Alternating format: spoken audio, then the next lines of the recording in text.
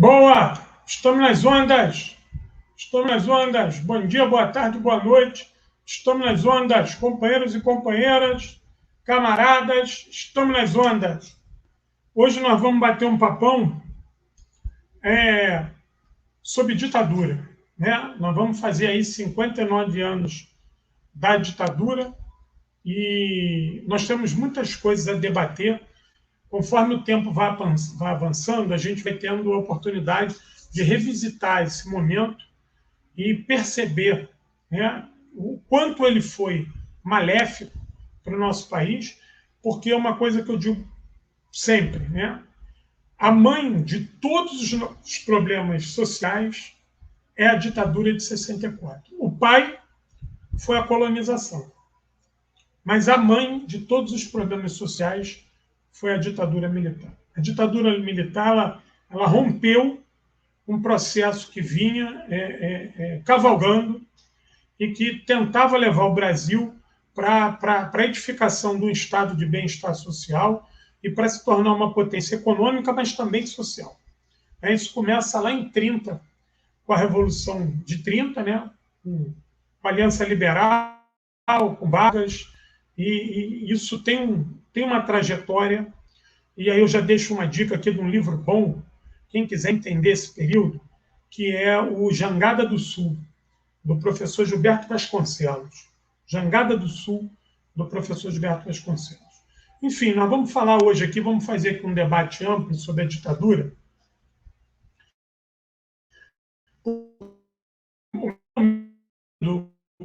As novas gerações, eu sei que muitos de vocês que estão me assistindo aqui são pessoas que estão nada, né? Como tinha a minha geração de estar muito próximo daquilo, de conhecer os golpistas, de conhecer os colaboradores da ditadura, de ligar os problemas sociais à ditadura, coisa que, assim, automática. E isso me preocupa, porque nós não podemos perder essa discussão. Toda a discussão política no Brasil ela tem que passar pelo golpe de 64. O golpe de 64 ele é um divisor de água na história brasileira. O golpe de 64 ele foi dado num ambiente de Guerra Fria, mas foi para garantir que o Brasil continuasse a merda que é. Continuasse um país desigual, um país subdesenvolvido, um país com uma elite governamental escrota, babaca, vendilhona, entreguista e mais. O golpe de 64 tinha a missão de desmoralizar por completo as Forças Armadas e conseguiu. Porque havia toda uma crescente de luta política nas Forças Armadas, que começou lá com os tenentes, o movimento tenentista, e isso precisava ser interrompido. Você tinha que manter as Forças Armadas no papel de capitão do mato. E o golpe de 64 foi muito, muito vívido nisso. Nós temos um problema sério. Mesmo com a redemocratização, nós tivemos ainda vários governos que se conectam político e ideologicamente com a ditadura. Foi com o Sarney, foi com o Collor, foi o golpe que trouxe o Temer ao poder e o próprio Bolsonaro, que é o setor, que representa o setor mais entreguista, mais vendilhão, mais fascistizado da ditadura. E isso a gente não pode perder essa discussão. Se nós realmente queremos mudar o Brasil, a gente tem que entender a história do Brasil. E a história do Brasil ela tem um marco muito importante. Primeiro é a Revolução de 30, quando o Brasil decide deixar o seu plano agrário exportador, a República do Café com Leite, e vai tentar trilhar ali uma revolução industrial, um misto de revolução industrial com revolução burguesa. A Segunda Guerra Mundial acontece nesse contexto. E logo depois, a gente tem as tentativas, a partir do trabalhismo de Vargas, João Goulart, da edificação do estado de bem-estar social no Brasil, que prometia uma revolução não só na área econômica, industrializando o Brasil, mas uma revolução na área social, porque pela primeira vez o pobre estava no orçamento público, trazido por Vargas e pelas leis trabalhistas e pelas suas pautas sociais a partir do início da década de 40. Então isso é muito importante. Nós não podemos... Isso foi tão importante que o Partidão, os comunistas prestes aproveitaram todo esse movimento para seguir paralelo a isso, fazendo um enorme trabalho de base e crescendo. Esses foram os momentos onde o Partidão mais cresceu, inclusive, até mesmo quando estava na clandestinidade no período da guerra, o Partidão consegue se edificar, ou seja, a discussão sobre marxismo no Brasil avança de maneira mais fluida, justamente com o estabelecimento desse proto-estado de bem-estar social, que o Vargas chamava de trabalhismo, João Goulart, o Brizola, né? Para isso até eu indico um livro muito bom, Jangada do Sul, do professor Gilberto Vasconcelos, professor da Universidade Federal de Juiz de Fora, Jangada do Sul, nome do livro, professor Gilberto Vasconcelos, que ele fala dessa trajetória, né, que começa lá com Vargas, com a Revolução Liberal de 30 e segue até o golpe de 64. Não obstante, nós vamos ter o Brizola surgindo como um grande expoente, um homem de armas, né, que resiste ao golpe em 61 e vai tentar resistir em 64 se o presidente João Goulart não abandonasse a luta da maneira que abandonou. Brizola teria continuado a defesa da pátria. Mas, enfim, essa discussão ela permanece na chapa. Ela permanece batendo na chapa porque nós vimos nos acampamentos golpistas aí, nesses movimentos aí do Bozo, esses movimentos, todos eles fascistizados, com muitas pessoas com mais de 50 anos, saudosas da ditadura. Saudosas de um momento que eles acreditam, né, criaram um imaginário coletivo de que a vida era melhor. A vida era melhor porque eles falam o seguinte: não tinha tanto crime. Não tinha tanto crime porque a censura não deixava repercutir o crime, mas realmente a sociedade era menor, a desigualdade em números absolutos era menor, e os grandes centros ainda estavam inchando. Eles já não estavam inchados como é hoje.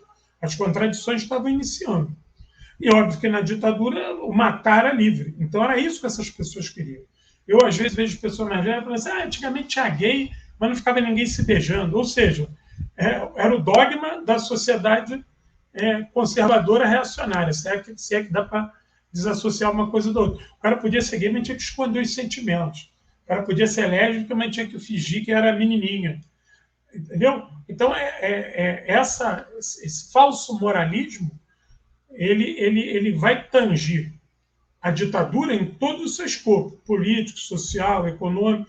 Haja visto o entreguismo que sempre pautou esse processo com a subserviência ao Washington. Não obstante, a gente viu que foi o governo Bolsonaro, né, que é um entreguismo puro, um vendilhão. É um retorno ao Brasil escravo. A gente viu que nesses 3 primeiros meses do Brasil de 2023 foram feitos mais resgates de trabalhadores em situação de escravidão do que nos últimos 15 anos. Olha a herança, né, que o governo Lula recebe de 6, 7 anos aí de governos reacionários e da reforma da Previdência, a reforma trabalhista e a reforma do ensino médio. Então, o debate hoje, eu quero fazer com vocês, para primeiro fazer um alerta. Eu sei que para vocês que são bem mais jovens, a pauta da ditadura funciona como algo assim, distante, como se aquilo ali foi só mais uma ditadura. Não foi, não façam isso. É um apelo desse professor para vocês. Visitem a história do Brasil. Entendam os motivos do golpe de Estado. Tentem entender quais eram as propostas do presidente João Goulart. Estudem o que eram as reformas de base. Tentem entender o que foi o comício da Central do Brasil. Percebam o papel de Leonel Brizola. Tentem perceber a quantidade de militares nacionalistas que estavam se organizando em torno do trabalhismo. Tentem entender a herança do Vargas, no que tange a política social, que vai dar uma guinada. O presidente João Goulart, quando foi ministro do Trabalho no segundo governo Vargas, ele dá 100% de aumento no Dia do Trabalhador. Só que isso causou um alvoroço tão grande que o Vargas manda cancelar o aumento, ele se demite. Ele se demite para não trazer problema para lá. Ele falou: vou me demitir, mas eu não volto atrás. O salário mínimo tem que ter 100% de aumento, e ele provou que não teria nenhum grande impacto naquele momento na folha salarial. Ou seja, os empresários que gritaram contra o aumento gritaram de maneira ideológica. Não foi nenhuma questão de de ajuste fiscal, já que essa palavra está na moda. Então, o golpe de 64, eu trouxe aqui filmes, livros e documentários para a gente discutir, mas é importantíssimo, é o apelo desse professor aqui, já de cabeça branca, faz a vocês. Estudem o golpe de 64. Ele não foi só mais um golpe. Ele não foi só mais um movimento na história do Brasil. Ele é algo que está batendo na nossa chapa até hoje. O padrão militar golpista que se usa hoje é o que foi cunhado lá atrás. A todo momento se faz uma alusão àquele movimento.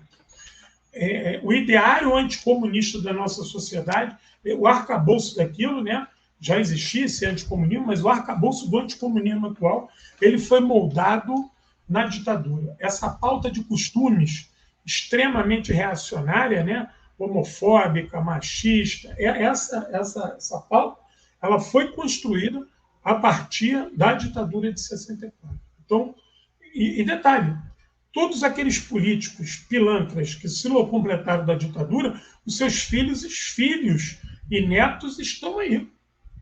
É só ver esse presidente do Banco Central, que é neto do Bob Field, neto do Roberto Campos, que foi ministro da Fazenda da ditadura. O cara que destrói o poder de compra do salário mínimo, o cara que acaba com a estabilidade no serviço privado, é o cara que vai criar essa armação de fundo de garantia, é o cara que vai acabar por completo com os projetos de construção de casa própria. Ou seja, todo aquele projeto social que vinha do Vargas, ele vai ser destruído para essa figura chamada Roberto Campos, que está aí, o neto dele é o presidente do Banco Central. Então, a família do Antônio Carlos Magalhães, o Espiridião Amin, ainda é, acho que, senador, deputado, a família do Sarney, o Maluf, até pouco tempo atrás, estava aí dando as cartas ainda, ou seja, tem uma série da turma do Maluf que está com esse governador Tarcísio aí do Bozo, com todos esses reacionários que se completaram anos e anos e anos e anos da ditadura, estão aí. Collor de Mello, que era filhote da ditadura, todos eles estão.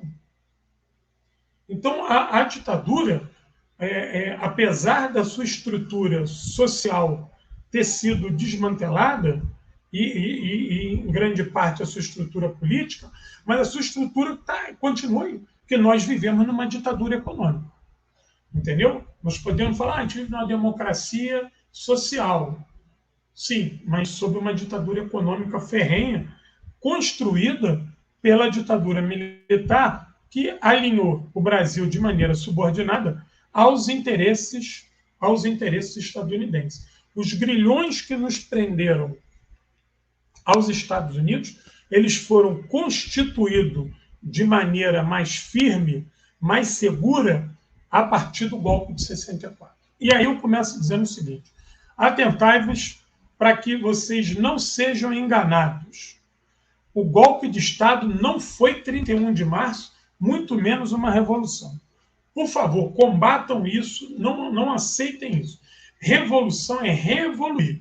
Você dá um passo atrás para dar 10 à frente.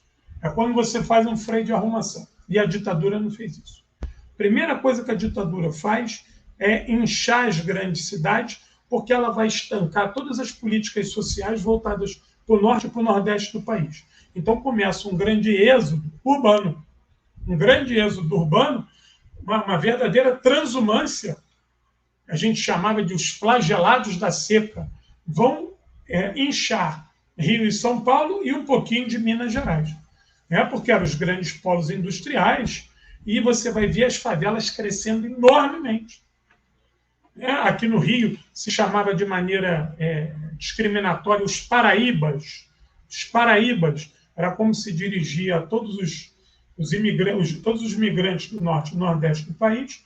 E em São Paulo se chamava os baianos. Os baianos era essa maneira jocosa, né, já discriminatória, que se usava para definir, né, para se dirigir a essa onda de brasileiros do norte e nordeste do país que acudiam Rio e São Paulo em busca de uma vida melhor, porque lá era praticamente impossível. E quando faziam, o faziam motivados pela televisão e pelo rádio. Que aquelas novelas da Globo, aqueles programas de rádio, pintavam aqui uma maravilha que nunca existia. Porque essas novelas e esses programas de rádio giravam em cima do eixo de uma sociedade branca, de classe média, no Rio de beira de praia, em São Paulo nos jardins, ou seja, era isso que era transmitido para lá. Então, essa quantidade enorme de homens e mulheres faziam todo esse trajeto, né, em busca de uma vida melhor, porque eles acreditavam que chegando aqui ia ser o Eldorado, a grande oportunidade para uma vida melhor. Coitado, eles acreditavam que o problema deles era geográfico. Quando chegavam aqui, o que restava para eles era a favela, era subemprego, mas mesmo assim, a situação lá era tão difícil que até a favela e o subemprego aqui, às vezes, era melhor do que a condição lá de seca e de abandono e de falta de tudo. Que esse povo foi largado na região norte e nordeste do país. Então, esse aspecto cultural ele tem que ser percebido porque a televisão foi a grande lâmpada de Aladim da ditadura. Porque a ditadura brasileira ela vai aprender que a máquina cultural, assim como a Guerra Fria trabalhou esse anticomunismo na América Latina e no mundo todo, diga-se de passagem, a ditadura vai trabalhar muito o jornal, o rádio, a televisão, mas muito o rádio e a televisão, né? O jornal você ainda precisava ler, mas o rádio e a televisão era mais fácil, e essa grande massa de brasileiros desprovidos de escola não sabia ler nem escrever, quando sabia era coisa muito rasa.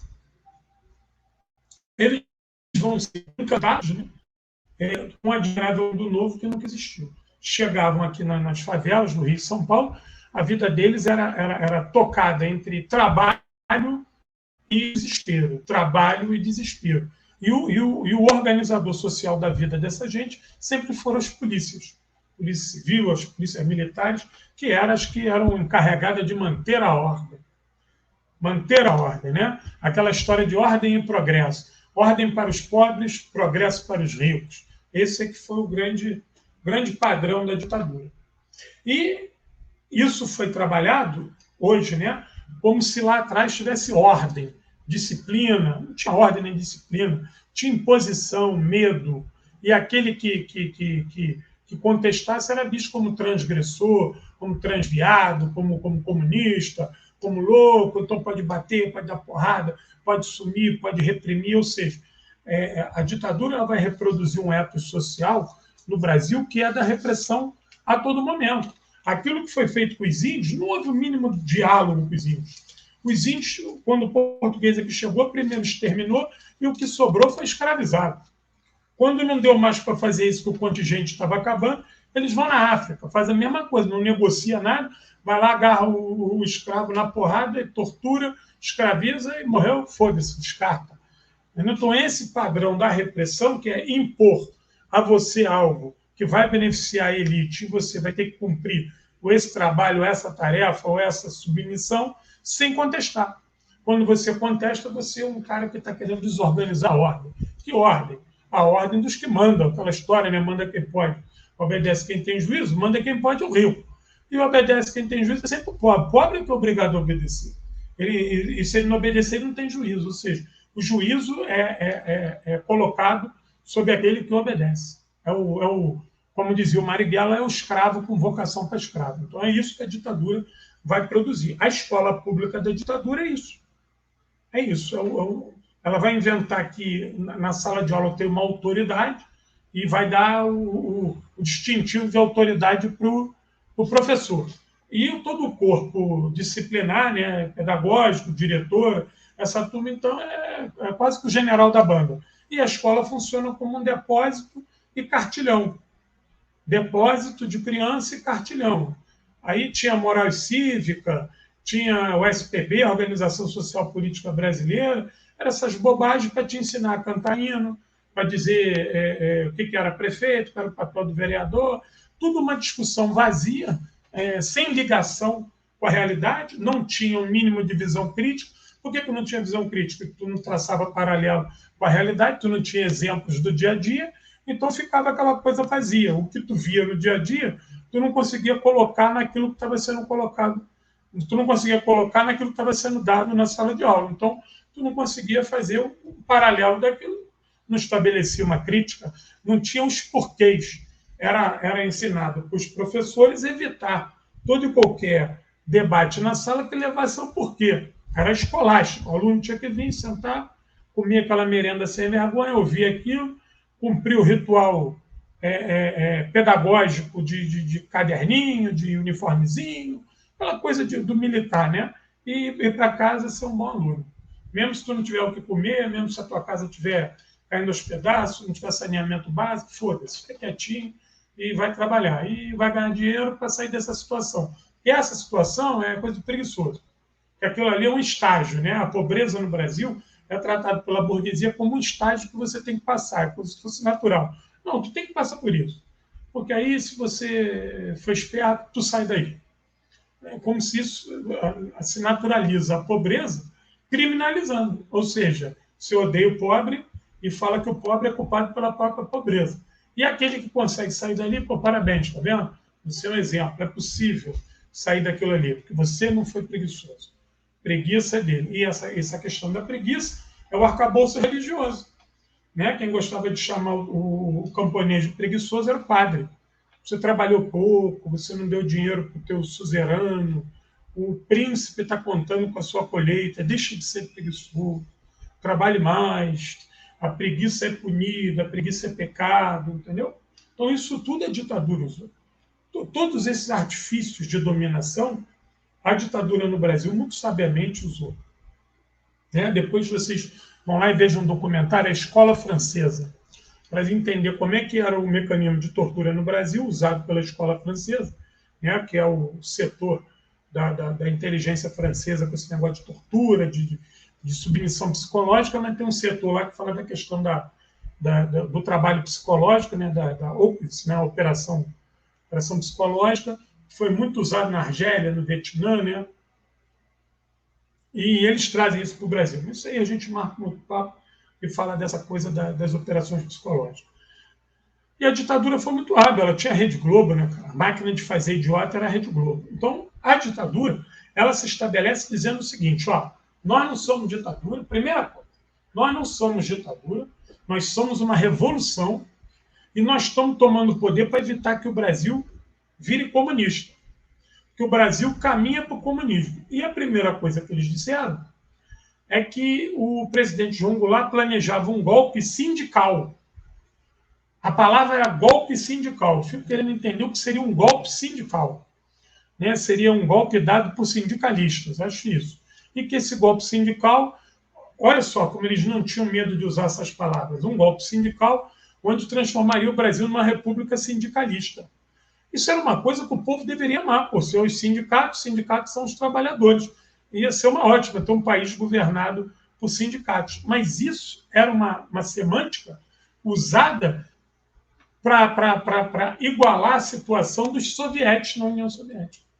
Como você não tinha sovietes aqui, e essa palavra era difícil para a população entender, foi usada a questão sindical, porque os sindicatos estavam em franca ascensão no fim da Segunda Guerra Mundial, e depois com a criação da CGT, né, você vai ter um aumento da força operária no Brasil, com a expansão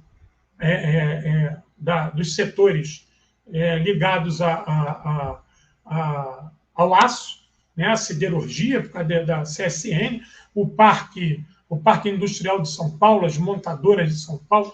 Então, isso vai trazer vai aglutinar uma classe operária muito grande na região sudeste.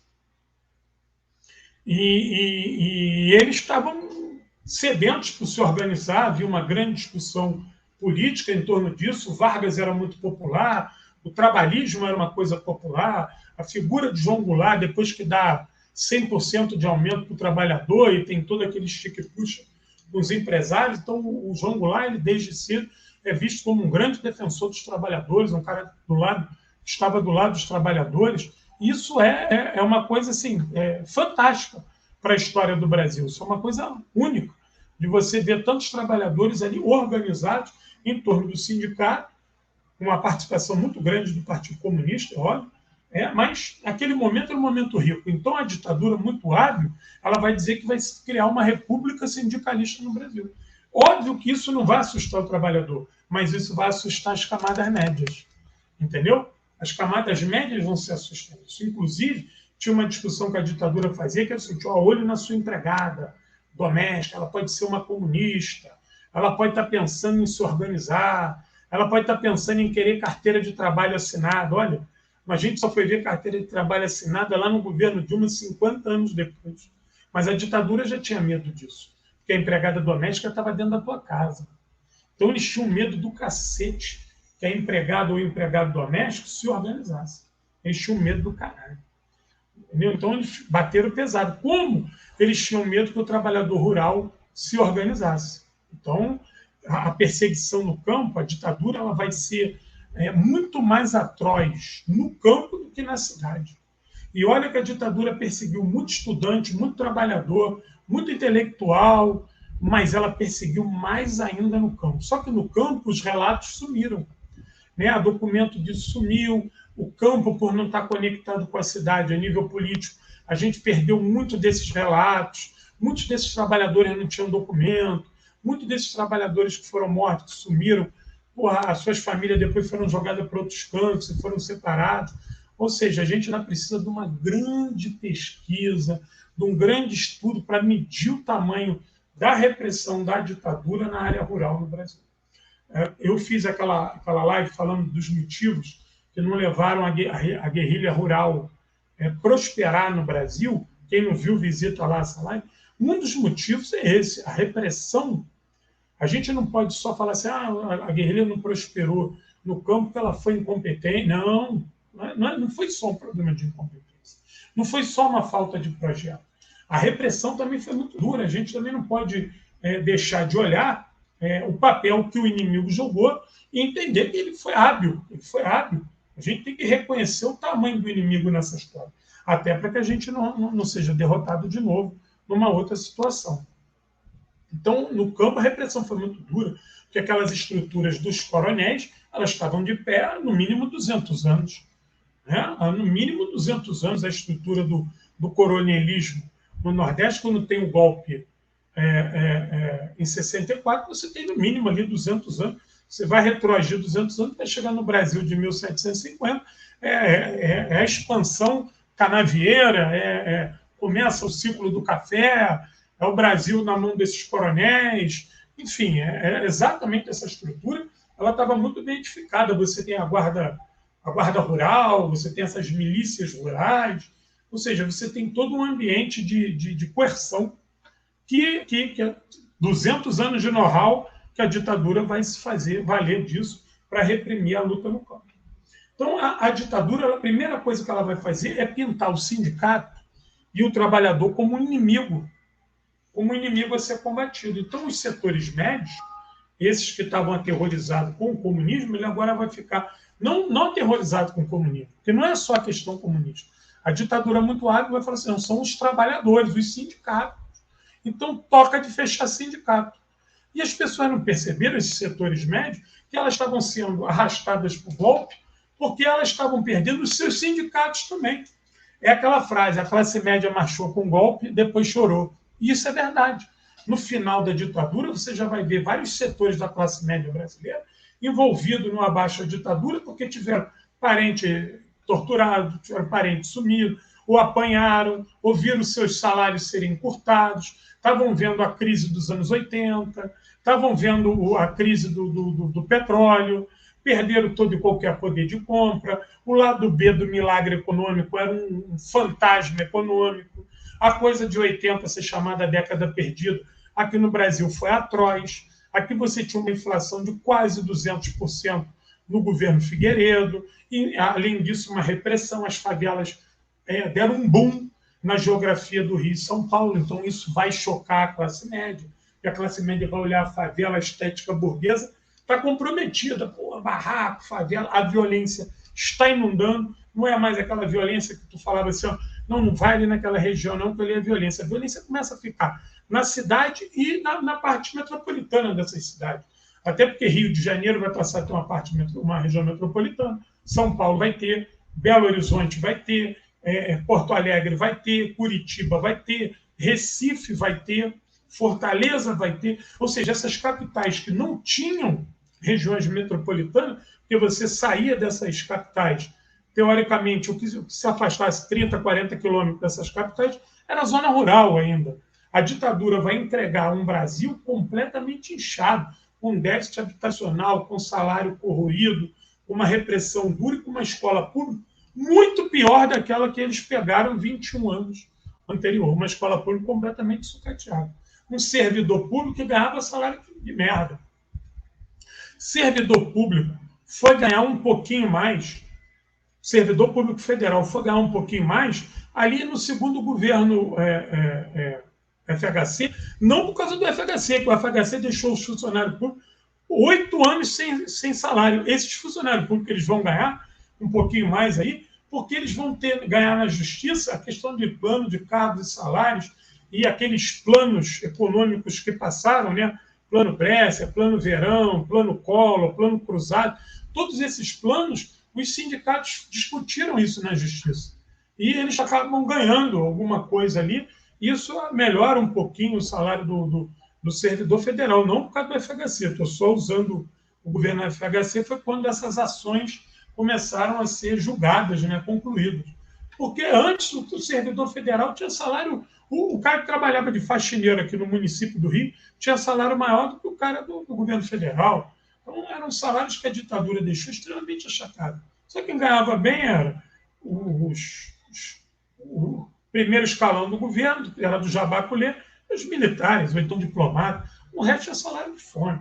Então, a ditadura vai devolver um país completamente alienado, completamente depauperado. E essa desgraça econômica ela vai se refletir numa desgraça social, onde você vai ver uma desagregação dos núcleos familiares muito grande e como a escola não funciona, então a delinquência infantil ela começa a crescer muito no início dos anos 70. E aí tem um filme do caralho, quem não viu, assista, Pichote. Assistam o filme Pichote, para vocês entenderem como é que essa juventude pobre das periferias dos grandes centros começa a ter contato indemasiado com droga, com arma, com violência, e a escola não dá conta disso e nem a família. Porque a família está destruída e cada um na sua tentando sobreviver para ter o mínimo para comer. Então, isso que a gente vê hoje aí de uma grande violência urbana, fruto da delinquência, ela é um fenômeno estritamente da ditadura. É isso que a gente tem que perceber. Bom, eu quero deixar aqui a primeira dica. Vou deixar aqui a minha primeira dica de filme para vocês. Deixa eu botar aqui, ó. Peraí que eu vou botar aqui, ó. Primeira dica de filme. Peraí. Opa, peraí que eu não selecionei aqui. Primeira dica de filme que eu quero que vocês assistam, que é muito bom, muito bom, muito bom, muito bom. Aqui, ó. Primeiro filme que eu gostaria que quem não assistiu, assista. O nome do filme é Pra Frente Brasil. Pra Frente Brasil. Reginaldo Faria, Antônio Fagundes, Natália do Vale, Elizabeth Savala, ou seja, Cláudio Mazo, grandes atores da minha época ali de juventude, era gente de primeiro escalão das artes cênicas. Assistam esse filme Pra Frente Brasil, que ele é o retrato da classe média brasileira que não quer saber da ditadura. Não quer saber da ditadura, isso aí é coisa aí de político, quero tocar minha vida, quero trabalhar, ou seja, querendo se isentar do que está acontecendo no seu país. E aí o que vai acontecer nesse filme é o que acontece com a classe, que aconteceu com a classe média num determinado momento. Ela acordou da pior maneira. Ela acordou da pior maneira. E aí é que está. Muitos deles não se politizaram. Eles foram, digamos assim, aturdidos pelas coisas que a ditadura fez ou fazia, os assustou e muitas das vezes deixou eles mais alienados. Por quê? Porque como não tinha um partido revolucionário, como a gente não tinha uma política de frente, como a gente não tinha grandes movimentos sociais resistindo à ditadura, essas pessoas ficavam perdidas. Então, eu indico esse primeiro filme aí para a gente, principalmente para os mais novos, o filme é de ação, A Bala Vai Comer. Entender esse primeiro momento que eu falei do papel da classe média na ditadura. Ela marcha contra o golpe, ela marcha com o golpe, ela vai ver os sindicatos sendo destruídos, as associações, e ela diz que não tem nada a ver. Depois ela vai ter tudo a ver. É aquela história, marchou com o golpe, depois chorou. Então essa é a primeira dica de filme, Pra Frente Brasil. O que eu chamo a atenção? Né? Por que eu botei esse nome aí? O que a gente não aprendeu com a ditadura? A gente não aprendeu a desconstruir a ditadura. Essa é uma falha terrível. Eu acho que eu já falei para vocês uma centena de vezes, do grande companheiro que eu tive, que me ajudou muito, Mário Dias de Alencar, foi do Partidão, teve em Cuba, foi médico do Prestes, e foi vereador aqui do Rio, do PDT, veio para o PDT junto com o Prestes, um grande intelectual, um homem do mais alto gabarito, médico, pediatra, perseguido pela ditadura. O Mário falava assim, João, naquela época a gente se discutia se a gente ia para a luta armada ou não. Mas uma coisa que me chamava a atenção, ele dizia, e eu conversava com alguns companheiros, é o seguinte, a gente, antes de ir para a luta armada, a gente tem que ter, em paralelo, um instrumento para desacreditar a ditadura. Porque existe ainda, nas camadas média e média-baixa, uma esperança de que a ditadura fará ou está fazendo algo de bom. Se a gente não desacreditar a ditadura, na hora que a gente for atacar a ditadura, eles vão ter um exército gigantesco no seio do povo para nos combater. E aí a gente vai perder apoio. A gente não vai ter uma casa para a gente se esconder, a gente não vai ter gente para cuidar da gente se a gente é ferido, a gente não vai ter quem vai dar uma arma, o outro que vai dar uma munição, um que vai dar uma cobertura. A gente vai ficar cada vez mais restrito. A gente vai ficar como um estranho no ninho. Então, essa questão do desacreditar a ditadura, que isso é um trabalho político, e hoje com a internet esse trabalho será facilitado. Então, isso é uma coisa que a gente tem que discutir. Não adianta a gente botar só o slogan lá. Olha, ditadura nunca mais. Tudo bem, ditadura nunca mais. Mas a gente viu que o Bozo trabalhou para dar um golpe branco, né, para melar as eleições e continuar no poder. A gente viu que teve um golpe parlamentar com apoio do STF contra a presidenta Dilma. A gente não foi para a rua brigar contra o golpe da Dilma, a gente não foi para a rua para brigar contra o golpe do Bozo. Ou seja, nós estamos tão recuados, a nossa pauta está tão recuada que a pauta da ditadura voltou com muita força, e ela hoje está contagiando. Você vê gente nova, com 20, 30 anos, defendendo a ditadura, que foi a ditadura. Isso é inadmissível. Nós não podemos ter uma nova geração de ditadores que vão dar seguimento ao legado da ditadura. Ou seja, o perigo da ditadura é algo eminente. É sempre esse fantasma que nós vamos seguir no Brasil. Né? Então, isso é uma coisa que nós não combatemos. Por quê? Porque é um hiato. O PT, o Partido dos Trabalhadores, não é um partido que teve essa discussão dessa verve da ditadura, do fim da história, né, do trabalhismo, aquilo que foi rompido. O golpe foi contra o Brasil. Mas quem foram os golpeados? Quem foi golpeado foi o estado de bem-estar social no Brasil, foi o trabalhismo e foi a eleição do Brizola, que o Brizola seria o presidente do Brasil. Né? Tinha aquele ditado, cunhado não é parente, Brizola presidente, porque o Brizola era casado com a irmã do presidente João Goulart, dona Neuza Goulart. E o Brizola, o João Goulart, ele cumpriria o seu mandato, não existia reeleição naquela época, né? Ao final, todos falavam, Brizola presidente. O nome do Brizola era um eco nacional. Era norte a sul, leste a oeste, todos diziam Luiz Carlos Prestes, mas naquele momento, de norte a sul, leste a oeste, todo mundo estava falando do Brizola. Então, o Brizola era o candidato natural. O golpe foi para impedir a vitória do Brizola, e aí eu quero chamar essa questão dialética. Né? O Vargas, o João Goulart é a superação dialética do Vargas e o Brizola é a superação dialética de ambos. Já um cara radicalizado com uma visão do nacionalismo revolucionário, disposto a criar um ambiente de luta e de confrontação contra o imperialismo. Então, o Brizola já é um cara que fala com os militares, que entende que tem que armar o povo, como ele fez em 61, que se tiver que dar tiro, ele vai dar tiro também, que tem que dividir os militares, tem que ter setores legais e esse setor, trabalhar com esses setores legalistas, que tem que ter sindicato armado, porque é só você ver a questão das ligas camponesas do Francisco Julião. Né? O Francisco Julião avisa o João Goulart, tem 22 mil homens em armas aí, a hora que você quiser. Não são armas modernas, muitas são armas velhas, mas são 22 mil homens que, se der arma e melhorar o treinamento, eles são um exército seu. O João Goulart fica desesperado. E o Brizola fala, deixa o Julião com a Liga Camponesa aí, que é isso aí. O Brizola vai ter no Sul, né, o Grupo dos 11, e vai ter lá o movimento do Sem Terra, do Sem Terra. O Sted, o líder do Sem Terra, fala isso a todo momento. O Sem Terra ele é um desdobramento das ligas camponesas do Julião, mas do movimento que o Brizola cria no Sul, do movimento do Sem Terra criado pelo Brizola. O Brizola era prefeito e estava criando um movimento social para ocupar a terra. Então, esse radicalismo do Brizola já é perigo para os militares, entendeu? Então, isso tinha que ser combatido. Esse ambiente de muito jovem, de ampliação de vaga da universidade, de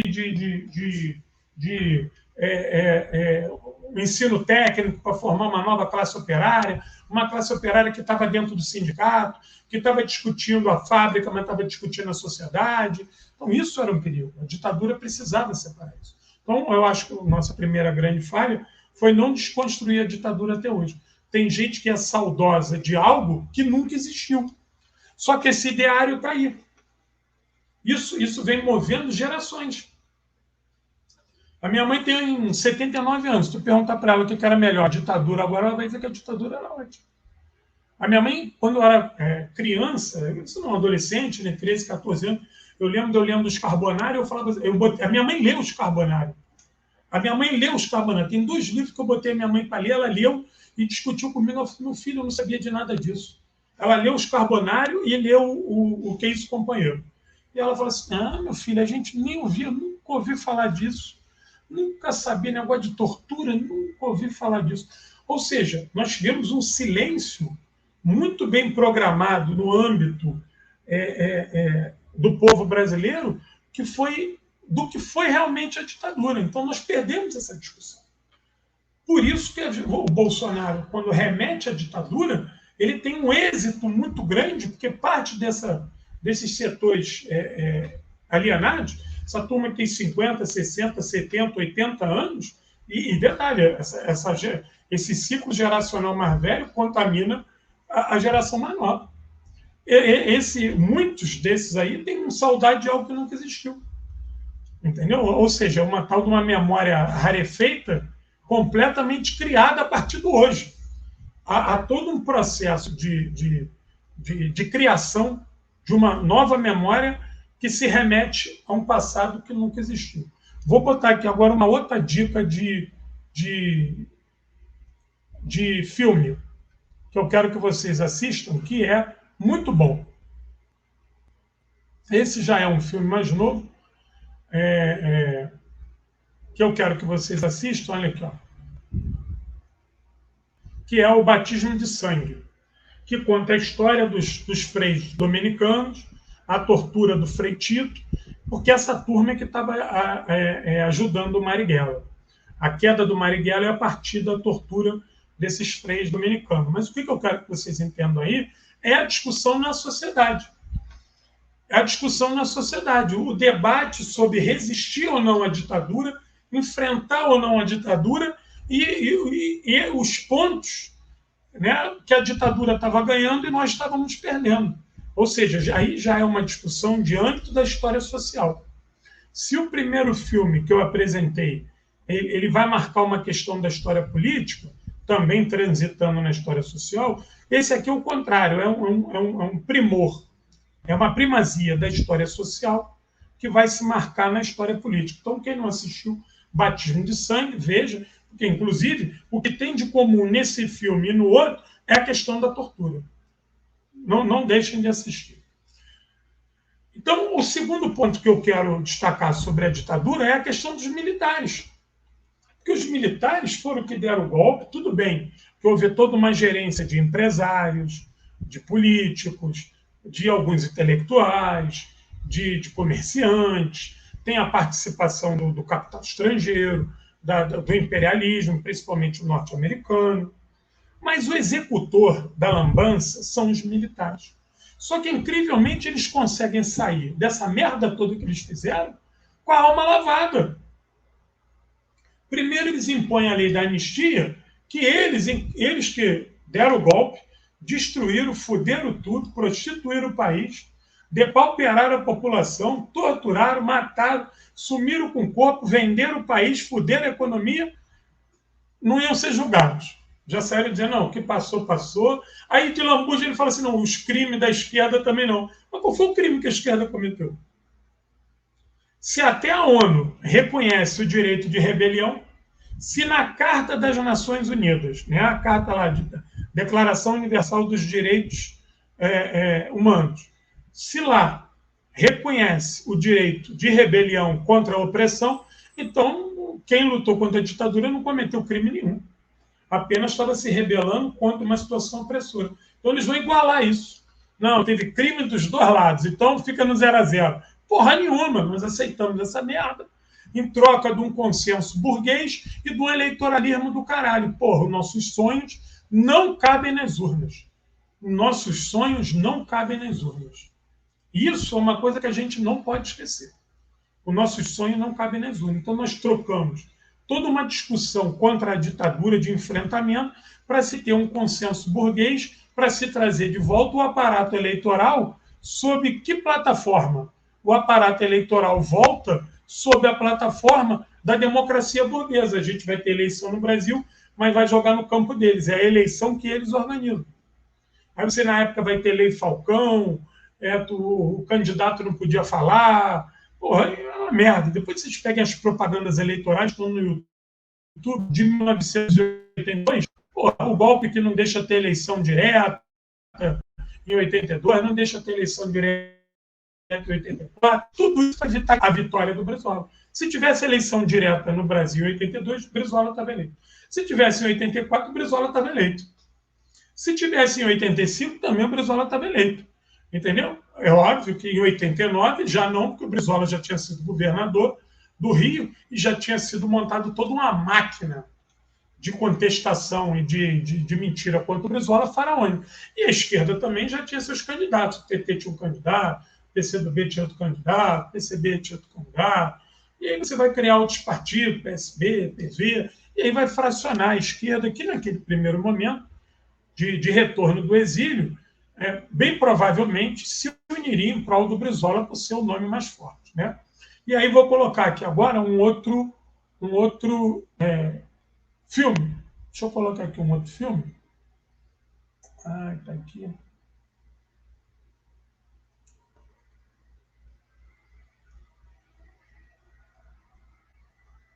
Aqui, ó. Esse filme aqui, quem não assistiu, assista, que é O Que Isso, Companheiro, né? Com base no livro do Gabeira, que fala do sequestro do Elbrick, do embaixador americano.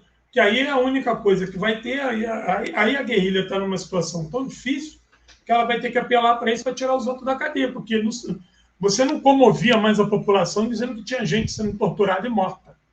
Você não comovia mais a população brasileira. A população brasileira não queria ouvir isso e nem acreditava. Então, esse ponto, que é isso, companheiro? Assistam esse filme que é muito bom.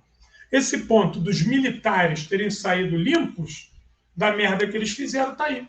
Até hoje, os militares têm uma ascendência na sociedade e na política muito grande. Primeiro, que eles são uma instituição que estão organizadas nacionalmente. Segundo, que eles são uma instituição que eles botam os outros para dentro e eles têm verba própria para pagar salário. E o que é melhor, eles aposentam os outros numa condição bem melhor do que o resto do povo. Então, os militares são legais, são maneiros, porque olha, eles têm uma farda bonita, eles têm política habitacional, eles têm hospital, eles têm colônia de férias, eles têm tudo legal, ou seja, o Brasil tinha que ser igual a eles. Só que a gente esquece que eles são assim porque é o Brasil que paga para eles serem assim. Entendeu? Mas eles são vistos como um espelho. No outro dia eu vi um babaca falando assim, aqui, um oficial da AMAN, né, Academia Militar das Agulhas Negras, acho que foi o babaca do Mourão que falou isso. Se você for no banheiro da AMAN, você vai comer no banheiro da AMAN limpo, limpo. O banheiro da AMAN, se tiver uma sujeira ali, eu mudo meu nome. Se você for no banheiro de uma universidade pública, tá imundície, não sei o quê. É real isso. Isso é real. Só que ele só esqueceu de dizer por que o banheiro da universidade pública está imundície. Só esqueceu de dizer, não é porque lá é uma universidade pública e que lá estudam não militares que o banheiro está imundo. Lá está imundo porque a universidade pública sofre corte de verbas escalonadamente que os militares não sofrem. Que os militares não sofrem. Então, muitas das vezes, a reitoria tem que sacrificar a faxina e a manutenção de um banheiro para poder ter outro setor funcionando. Aí se você falar assim, mas também os alunos não ajudam. Se não tivesse manutenção lá no Exército, e se não tivesse coerção física, o banheiro lá do Exército também estaria sujo. Entendeu? Então são duas coisas distintas. Um local onde você é obrigado a limpar a todo momento, que você tem faxineiros que estão numa escala hierárquica, porque na AMAN não tem faxineiro. Quem faz faxina é o soldado. É o soldado que serve na AMAN que vai lavar o banheiro para o oficial. Na universidade não tem aluno lavando banheiro para professor, nem professor lavando banheiro para o técnico. Tem que ter um profissional que deveria, inclusive, ser concursado, ter todas as garantias para que ele pudesse desempenhar um trabalho decente. Mas tem vezes que não tem vassoura, tem vezes que não tem desinfetante, tem vezes que não tem nem dinheiro, porque esse setor aí, muitas das vezes, é terceirizado, é mão de obra terceirizada. Entendeu? Graças à terceirização que o FHC colocou. Imagina, então a precarização do trabalhador e o corte de verba da universidade leva muitas das vezes ao banheiro da universidade estar sujo. Ele só não falou isso. Só que isso é um exemplo escroto e vazio, que se tu botar duas fotos, ela fala, não, eu quero ser igual aos militares. Militar é legal. Você vê como é que avançou esse projeto de escola cívico-militar em detrimento a uma suposta balbúrdia que existe na escola não militar. Aí eles falam assim, não, antigamente o aluno obedecia o professor. Antigamente, porra nenhuma. Na minha sala de aula era no inferno. A gente jogava bolão de papel no quadro para assustar o professor. A gente botava pó de mico no ventilador. Isso há 40 anos atrás. Então não tem antigamente. Antigamente. Antigamente é uma sociedade de cordeirinho, uma sociedade machista, patriarcal, onde se você fizesse uma pergunta mais atravessada, estava sujeito o professor te dá uma palmatória. É isso que é a disciplina do antigamente? Pô, então não tem isso de antigamente. Antigamente é agora. A escola que foi comandada por militares e fruto da ditadura era uma escola que a educação era vazia e que tinha uma opressão tremenda ao teu comportamento, a calça que tu vestia, o tênis que tu vestia, o cabelo que tu usava. Entendeu? Se você questionasse isso, tu tomava palmatória, ficava de joelho no milho. Eu sou de uma época que sofri vários castigos físicos e vexatório. Cansei de ficar em pé no quadro a aula inteira. 40 minutos, tu em pé, com a cara no quadro, com a mão para trás. Que nem estivesse tomando dura. E o meu colégio era privado, hein? O colégio era privado. Cansei do professor, João, vem aqui. De cara pro quadro, em pé para a turma. A turma ficava fazendo aqueles resinhos, botando pilha, e tu passar 40 minutos ou 45 minutos em pé, olhando pro quadro, pô. Entendeu? Isso é castigo físico. Cansei de passar por isso.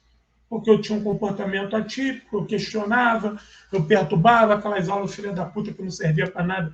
Eu já via que aquilo não ia me levar a lugar nenhum, fiz professor babaca, então eu já estava ali igual um diabo contestando, já estava sendo enquadrado. Ou seja, eu era aluno do CIEP, eu já estava clamando pelo CIEP e o CIEP não existia. É uma escola que entendesse os seus alunos, não os alunos que têm que entender as suas escolas. A escola é feita para o aluno, não é o aluno que é feito para a escola. Então, a ditadura ela trabalhou isso, essa questão da moral, da disciplina. Isso é uma herança que vem do Império. Moral e disciplina para o índio, para o negro, para o cafuso, para o mameluco, para a burguesia, ela pode ser transviada. Lembra que eu falei no início da live? Moral, disciplina, essas palavras vazias, é o positivismo que vai tomar conta dos militares que vão nos dar a república, não é isso? A bandeira do Brasil, o lema é positivista. Ordem, progresso e amor. O amor, eles nunca amaram ninguém, tiraram o amor, deixaram ordem e progresso. Né? Ordem para os pobres, progresso para os ricos. Bom, agora eu quero dar uma dica. Então, esses dois pontos. Né? O primeiro ponto, a gente não desacreditou a ditadura no seu âmbito político, social e econômico. E outra, a gente não cobrou dos militares, eles estão aí até hoje. tu pode ver que eles voltaram com tudo para o governo Bozo, e os bolsominion fascistas correram para a porta do onde? Eles foram para a porta do correio e pediu carteiro para dar golpe? Não. Eles correram para a porta dos hospitais pedindo para os médicos darem golpe? Não. Eles, pela primeira vez, a gente vai ver uma quantidade enorme de pessoas que votaram num presidente, elegeram um presidente, e logo em seguida correram para os militares para que os militares dessem um golpe para que esse presidente não saísse do poder. Diferente do que teve em 64. Em 64 você teve marcha, você teve pedido, um pedido para dar um golpe no presidente que estava no poder. Não, eles queriam que desse um golpe para manter um presidente no poder. Olha que loucura, que foi eleito democraticamente, entre aspas, né? Se a gente tirar as fake news. Então, os militares continuam sendo um padrão a ser seguido. Meus alunos, vou dizer uma coisa para vocês. Eu já falei, dou aula para jovem aprendiz. Eu acho que 90%, 80% dos meus alunos homens querem ser militar. E eles querem ser militar, sabe por causa de quê? Eles aprenderam uma palavrinha chamada estabilidade. Só que eles estão dispostos a entrar para o quartel pela estabilidade, mas vão se adequar a todo aquele paradigma fascista ali. Então, eu dou aula para jovem aprendiz na Baixada Fluminense, que a maioria deles são negros, pobres, periféricos, cafuz, mameluco, baixa escolaridade, se alimentam com dificuldade, têm um lar completamente depauperado, não têm acesso à saúde, à educação de qualidade, à água potável de qualidade. Enfim, essa turma aí é algo fácil. Algo fácil para entrar lá e engrossar o exército fascista. Por quê? Porque são facilmente cooptados pelo estado de penúria que vive. Entendeu? Tem dificuldade de falar uma frase com 10 palavras. Então, isso tudo engorda, leva eles para os militares. Por quê? Porque ser militar é mais fácil. Ser militar é só prestar continência, marcha, presta continência, é um trabalho prático, segura o fuzil, dá tiro, volta, faz uma flexão, pinta um meio-fio. Nada diferente do que eles já fazem como jovem aprendiz em muitos dos lugares onde eles ganham meio salário mínimo. Então, nós continuamos alimentando esse ideário de que os militares são algo, sim, um padrão a ser seguido na sociedade enquanto ética, enquanto moral, e não são. Sobre isso, eu vou indicar aqui agora um documentário que eu acho fundamental para que a gente entenda sobre militares. Vou colocar aqui. Opa, peraí, que eu fui no lugar errado. Aqui, ó, sobre militares, eu acho fundamental. Já falei para vocês sobre a guerrilha de Caparaó. Caparaó, um filme de Flávio Federico, foi vencedor do Festival Tudo Verdade de 2006. Conta a história da guerrilha de Caparaó e vocês vão ver que ela é uma guerrilha organizada pelo MNR, Movimento Nacionalista Revolucionário, no qual o grande Jacques Dornelas, companheiro de luta, um grande professor, um grande mestre, um grande herói do povo brasileiro que eu tive o prazer de conhecer desde muito moleque, quando eu entrei no PDT. Entendeu? Então, um homem de grande saber, um homem de armas. Ele era sargento infante do Exército Brasileiro quando rompe com a ditadura. Ele e vários outros militares vão para a guerrilha. Essa é uma guerrilha a comando do Brizola, eu contei sobre ela lá naquela live que eu fiz sobre a guerrilha no campo. Movimento Nacionalista Revolucionário, com muitos militares aí, Amaranto, o Davi Capistrano, o Capitani e a turma dos marinheiros, o Dornella, que era do Exército, essa turma toda aqui, Avelino Capitani, dos marinheiros, essa turma toda está aqui, na guerrilha de Caparaó. Assista esse documentário que é do caralho, para a gente entender essa briga dos militares golpistas e os legalistas. Do mesmo jeito que os golpistas pegaram a arma para dar o golpe, esses legalistas foram para a luta para defender a legalidade, mas ficaram só. Entendeu? Opa, já apareceu aqui o outro, depois eu ponho aqui o outro. Então, o terceiro ponto que eu quero chamar a atenção para vocês com relação à ditadura é a estrutura eleitoral. A gente saiu da ditadura com o compromisso de fazer algo melhor e maior. Aí a gente cria esses partidos institucionais, todos eles, e todos eles só têm um projeto: eleger a sua liderança presidente da República. O PDT, durante muito tempo, o único projeto era Brizola presidente, o PT era o Lula presidente, esses dois grandes nomes acabaram hegemonizando os outros nomes que existiam, e ficou essa disputa de eleger por eleger.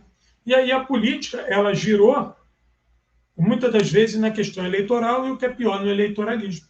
E a gente não avançou na formação desses partidos, na organização desses partidos, em transformar esses partidos em uma força capilar à sociedade.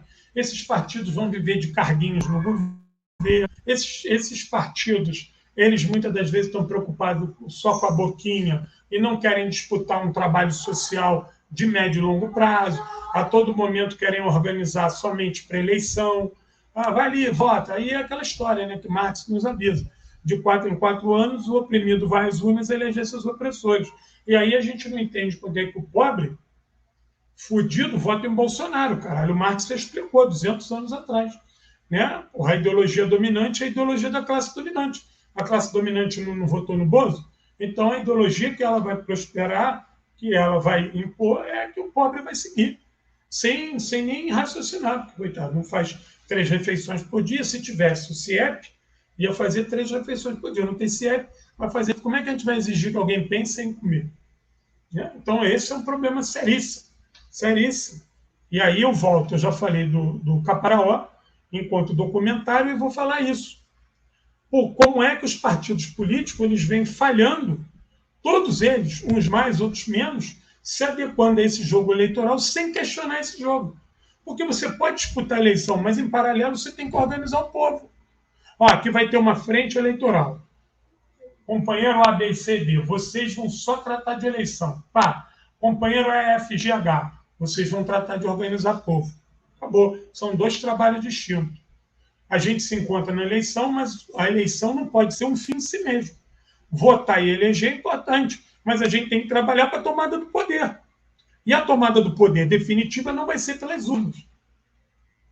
Até se for pelas urnas, você vai precisar de respaldo popular. Para tu não tomar uma banda igual a Dilma tomou, para a gente não ficar fudido quase 7 anos como a gente ficou. Por quê? Porque não tem povo organizado. Quem é que vai bancar lá o presidente eleito para ele não tomar golpe? Não é o povo? Cadê o povo? E o povo tem que estar organizando nas suas áreas de interesse. O povo é o sargento do exército, o cozinheiro, o metalúrgico, o motorista de ônibus. Todo esse povo tem que estar organizado por área de interesse, onde trabalha, onde mora, onde estuda, onde milita. Quem vai fazer isso são os partidos. Cadê esses partidos para fazer isso? Neca de Pitibiriba, estão nem aí para isso. Entendeu? Então, aí, para a gente entender isso aí melhor, o efeito colateral disso está aqui. Vou botar aqui agora um outro documentário que eu acho importantíssimo ser assistido. Quem não assistiu, faça isso correndo agora, que é esse aqui, ó. O dia que durou 21 anos do nosso querido Flávio Tavares, torturadíssimo, o único sobrevivente da Operação Condor, grande Flávio Tavares. Flávio Tavares foi o responsável por colocar Che Guevara e Brizola juntos no Uruguai, lá no Congresso de Solidariedade Latino-Americana. O Flávio Tavares pega o Brizola numa mão, pega o Che Guevara para o outro, bota os dois dentro de uma sala e tranca a porta e fala assim: vocês têm muito que conversar. E o Brizola sai dessa reunião falando de combater o imperialismo e de se organizar para a luta. Entendeu? Esse é o maravilhoso Flávio Tavares. Então, esse documentário eu acho que é quase lá, para a gente entender a confusão que foi 64, que o PCB, o PTB e todos os outros partidos que compõem o arco de aliança do presidente João Goulart, que eram partidos populares, progressistas, e inclusive o PCB marxista, não tiveram uma agulha para resistir, não foram capazes de botar o povo na rua para resistir. Por quê? Porque não tinham penetração popular, não tinham capilaridade no seio da massa, porque já estavam imersos a sustentar o presidente João Goulart a partir do movimento de cima para baixo, não de baixo para cima. Tem um outro documentário que eu quero colocar aqui para vocês, que eu acho que também é fundamental. Fundamental. Quem não assistiu, tem que assistir, porque ele já mostra o desespero. Ele mostra aqueles que estão vendo que a merda está fedendo e que tem que fazer algo grande. Cidadão Bollins, né? Que eu falo para vocês do papel do comandante Clemente, Carlos Eugênio da Paz, que vai ser ali o chefe ali dos grupos táticos da Ação de Libertação Nacional da ALN, que vai culminar na execução do Bollins, que é um burguês filha da puta que bancava a tortura. Então, quem não viu ainda Cidadão Bollins, assista, porque é fantástico. É um tapa na nossa cara. É um tapa na nossa cara para falar, meu irmão, ficar com a bunda sentada no sofá e na internet não vai resolver, não. O mundo real está passando aí na porta. Levanta a bunda e vai organizar o povo. Levanta a bunda daí, vê o YouTube aqui, que é maneiro, vê uma porrada de gente boa, bota isso tudo na cabeça e vai para a rua organizar o povo. Vai organizar o povo correndo. Porque senão, meu irmão, o trator vai passar em cima da gente. Senão o trator do latifúndio passa em cima da gente, o tanque do general golpista passa em cima da gente, o carro do bacana passa em cima da gente, e a gente viu aí quantos empresários bancaram esse movimento golpista do Bolsonaro, inclusive atos terroristas, de fechar rodovia, botar fogo em carro, botar fogo em caminhão, botar fogo em pneu, tentar botar bomba no caminhão de combustível, tentar... Nós vimos quantas torres de energia... Tem uma coisa que ninguém quer falar. Mais de 10 torres de energia foram derrubadas por sabotagem desses esquadrões fascistas do Bolsonaro. E aí? Já investigamos, já botamos essa gente na cadeia? O ato que culminou no dia 8, a grana saía de empresários como Bollins. Ou seja, olha que merda! Nós reabilitamos uma conjuntura onde o empresário não tem vergonha de botar dinheiro para dar golpe de Estado. Então, olha quantos fios condutores eu estou estabelecendo aqui com o golpe de 64. 59 anos depois, ou seja, quase 60 anos depois, muitos e muitas de vocês que estão me assistindo aí têm um terço dessa idade. Muitos de vocês, essa discussão já não faz sentido, mas é um erro, hein? Peço a vocês que visitem essa história urgente, porque para os fascistas fazem sentido. Os fascistas que estão andando aí sem vergonha nenhuma na nossa sociedade, fazendo sinal, andando de suástica, entrando em escola e matando criança com suástica aqui no Brasil. Essa gente faz sentido isso, hein? E se a gente não souber isso aí, a gente não vai conseguir combater isso, não. Eles vão continuar andando na nossa frente. Porque para eles isso não é passado. Para eles isso é motivação, isso é combustível para continuar lutando. E a gente não, a gente descartou essa discussão, isso é passado. Aí é passado e eles estão passando por cima da gente. Porque muitas das vezes eles estão na nossa frente. Aquela história assim, vamos correr atrás. Quem vai correr atrás já está fudido, já está atrasado. Bom é quem corre na frente. E eles estão correndo na nossa frente. Atentai-vos que eu estou falando para vocês. A discussão da ditadura não é uma coisa do passado. Ela está presente na nossa vida. Se a gente não pegar isso aí no chifre para entender essa história, a gente vai se foder. A gente vai tomar um golpe de Estado aí, vai pegar a gente com as calças na mão. Bom, agora eu vou dar uma dica de livro, que é para a gente perceber a merda que nós estamos. Aqui, ó. Já que a gente falou de Flávio Tavares, Memórias do Esquecimento, os segredos dos porões da ditadura. Esses fascistas que estão aí, eles leem tudo sobre ditadura. Só que eles leem o que a ditadura ensina para eles para serem legal, para se tornarem golpistas e fascistas. A gente tem que ler aí, ó. A resistência. Nós temos que aprender o que foi feito de certo e errado na ditadura para a gente melhorar o que foi feito de certo e não repetir o que foi feito de errado.